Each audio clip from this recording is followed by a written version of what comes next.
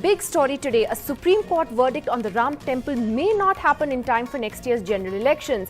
Today, a bench headed by the Chief Justice Ranjan Gogoi said that the court will sit in the first week of January and then decide a date from when the final hearings will take place. Vinit Goenka, would you say that this has caused some anxiety in the BJP camp today, which really was hoping for an early resolution of this issue, an early verdict? And do you think that it could possibly spur the government then to either take the ordinance route or to bring a bill in parliament? And I'm going to ask Mr. Dave about how each stands, legally when a matter is on in the Supreme Court.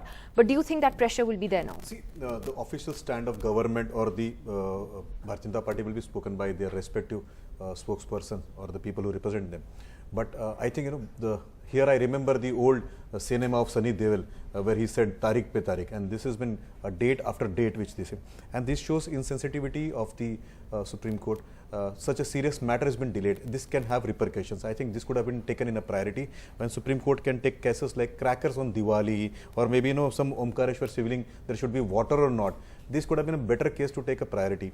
I also get sensitized when I see Supreme Court work in a midnight court been done for anti-nationals who are to get game. But here, when there is a case of more than 100 crore people who have faith in this, they should have taken this on the priority. So I think delaying. So you think the Supreme Court is being insensitive? I personally feel, this could have been taken in a very urgent this thing, and it required, because this has been going on. Every time when you postpone, you give an opportunity for political party to meddle in it, and there are people who will have sentiments rising up.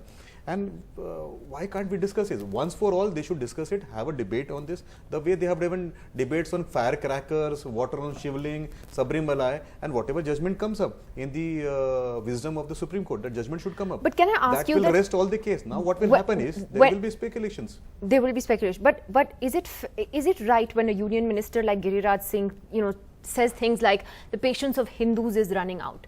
Isn't that borderline inflammatory actually? No, I think he has a right to speak what he feels. That's the beauty of the democracy, because everybody has a right to speak what it is. We have to understand one thing. 1523, some person came up as an intruder. He encouraged the land. If you see, let us not go by sentiments of anybody or no, we can't also decide the facts let us of the go case. by That's the what fact the court of has to ASI. decide. So let me give you a fact.